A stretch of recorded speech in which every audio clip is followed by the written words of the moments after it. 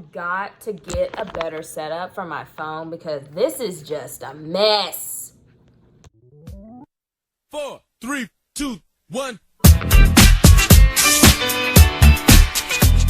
Welcome back to another episode of Kayla in the Kitchen, Cooking with Kayla. My name is Kayla and I'm your host, and you are in my kitchen. Okay, so tonight my friend invited us to her house. We're supposed to be having like a charcuterie night. So if you don't know what charcuterie is, it's basically just like a meat and cheese like tray, but better. Like not the stuff that you buy at Walmart in like the plastic thing at the deli. It's better than that. So I have to bring something. And if you watched my last video, you know that I bought like 3 pounds, $10 worth almost of cherries. So I need to get rid of them. So I looked it up on the internet, tried to find something to do, and I'm gonna make like a cherry compote. So I'm kind of combining two recipes. There was a recipe for cherry salsa, and then there was a recipe for like a sweet cherry sauce, and I'm gonna combine the two. So the ingredients that you're going to need, you're going to need cherries. You're going to have to pit them, which I'll show you how to do later. Salt, pepper, just a little bit of sugar, lemon, red onion, jalapeno, and cilantro. Oh, and you're also gonna need like a French loaf. If you go to the store and you just buy like a French baguette, you can cut it up and we're gonna toast it a little bit later. So pitting your cherries isn't really that hard. It's just gonna take some time. Once you have a cherry, make sure you pull off the stem. And then you're gonna have a knife. You're gonna cut down the middle of the cherry all around the pit. So now you've essentially cut the cherry in half, but the pit's still inside. So you're gonna twist it to separate it, and then just squeeze to remove the pit. One more time. Pull out the stem, cut around the pit, twist, and squeeze. That's it.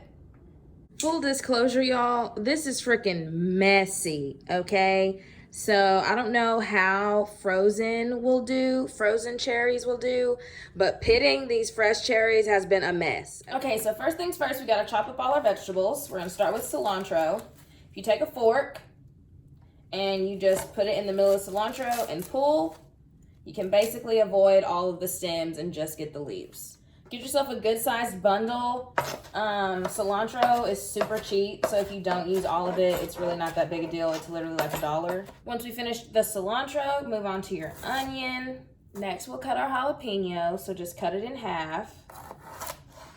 Take a spoon to gut it.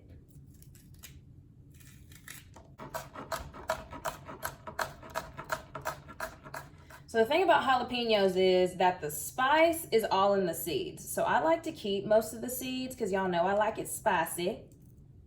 So now that we've got all of the ingredients chopped up, we're just gonna throw that all into the bowl.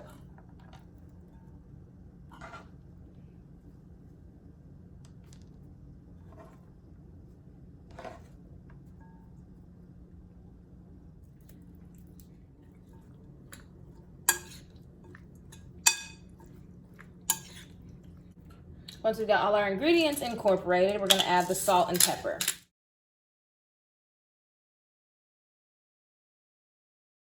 So whenever I was doing the salt and pepper, I also added red pepper flakes because why?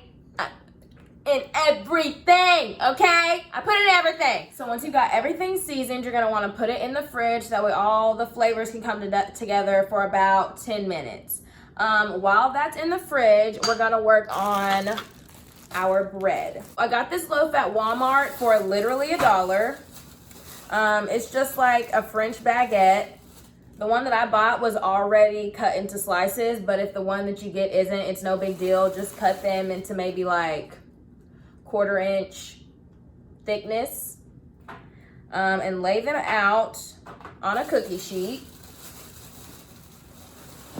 So the recipe doesn't call for this, but I think that it'll really take this to the next level. I'm going to put a little bit of olive oil, a little bit of balsamic vinegar, and a little bit of minced garlic.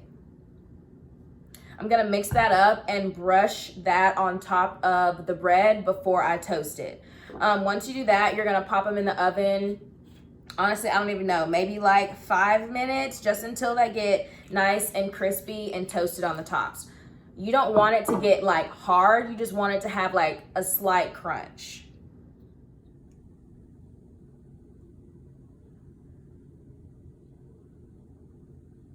So I just took it out of the fridge, and next thing that we're gonna do is mash it up. So I've got one of these, what's it called? I don't actually know what this is called, but you use it to mash up, you know, sweet taters and mashed taters and stuff. So I'm gonna use this to mash up my cherries. If you don't have one of these, you can just use a fork, or like you can stomp on them with your feet. It's whatever, you know, you wanna do.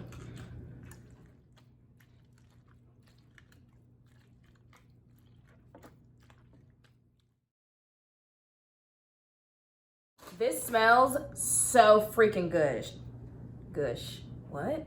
This smells so freaking good. Let's give it a taste.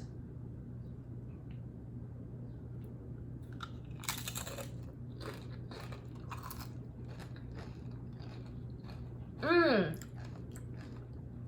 Oh my god. Oh, it's spicy.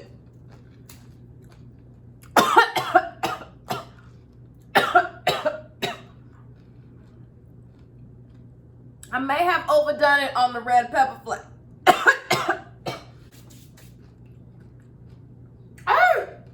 So the good thing about this too is that you can either make it savory or sweet. So I made mine more savory, but if you wanted to make it sweet, you could just do the lemon, the sugar, and the cherry. But for me, since I'm using this with the charcuterie, I'm going to eat it with brie cheese, the bread that I toasted, and like some prosciutto, salami, that type stuff. Now let's give it a taste with everything together. I'm so excited. Y'all don't even know how much I freaking love charcuterie.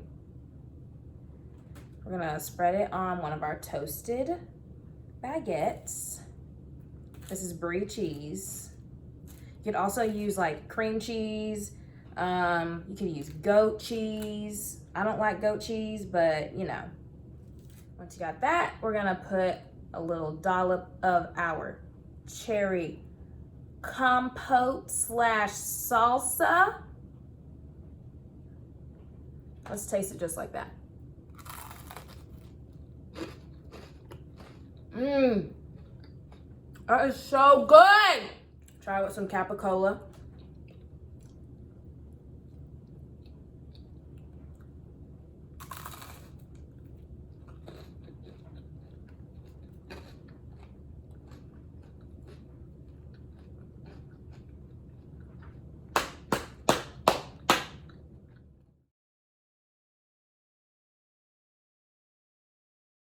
I for real recommend.